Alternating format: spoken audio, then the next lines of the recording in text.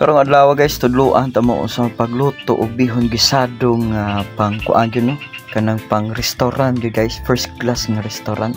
So mao na guys, gahiwa na ta sa atong subak nga manok. Kaya ato na siyang ibunlis guys para ato siyang i-marinate para dili siya kote guys, inikao na to og pansit nga naa pay bukog hasta nga sula ana. So mao na man na ta og hiwa, ato siyang gi-prepare. So butangan na to una og paminta. So kamo na mag-igo. Then butangan po na to nagbitsin. So ay mo tuwa ng bitsin makaupaw, di na tinuod. So na tuyo guys, ta na to tuyo para mas matuhop yun siya dito sa manok no. So una na tong gi-prepare nga lamas mao ang ahos. Ito na siyang gipino-pino guys. Nana ang paghiwa sa atong mga recados ha. Then sunod guys ang atong sibuyas bombay. So gitag-as na to siya giwa guys. Mao kani ang lamas na makatabang sa pag-apoy sa mga cancer guys, sa mga putay. Ug mao sad kani ang kuan sa atchal. So ato po siyang gitagas-tagas ang atchal guys no. So sunod ang kuan sibuyas dahon. So diha guys akong giuna ng tag-as guys, gilahi na ako ng tag-as. Kay plano na ako sa hiwaong po siya patagas guys para makaong gud siya appeal ni kuan nato sa pansit o mas mugawas gud iyang aroma guys kung unahon gud nato na siya hiwaan, unahon na siya kuan lunod unya sa kuan ini lunod nato sa mga recados. So mo na siya guys ang kuan guys para ma-appeal gud nato siya kaon guys, kay lami gyud pug kay na siya guys pag ma-appeal og kaon, dili mawakli ba kay sayang kayo ang benefit sa mga lamas guys kung dili nito kaunon. So mao na ang gahi, katong gahi sibuyas dahonan, I don't know sa ngalan anak ninyo. So mao na din prepare na nato guys ang mga panginahanglanon.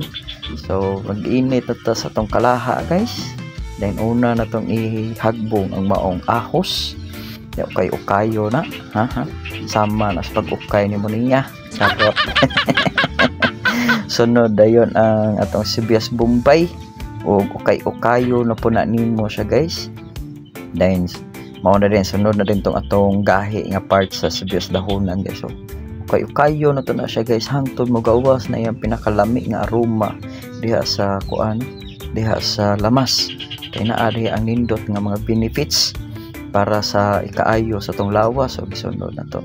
Then mao na din na guys, so gisunod na din nato ang subak o kayo na po nato mikos-mikos na nato guys ang hantod na siya maluto.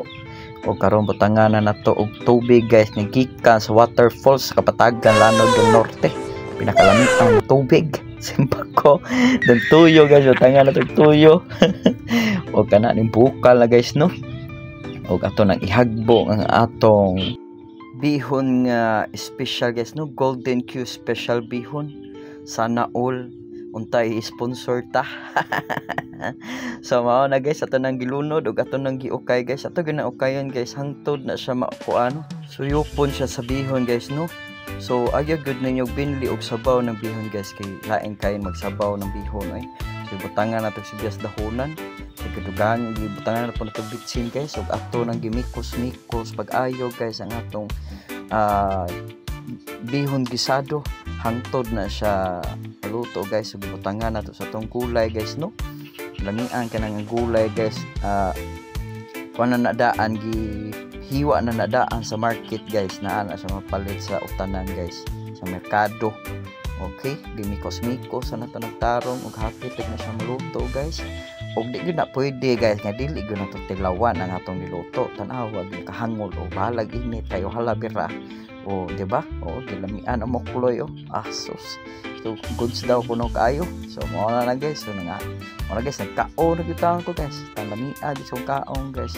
Ako na remember aning kaon na ba. Tanlamia gyud kaayo sa kaon. O mao na guys, inana pagluto og bihon gisado ha. So next time na po guys, so follow and share guys para sa sunod pa nga mga luto-luto tips nato guys. Salamat!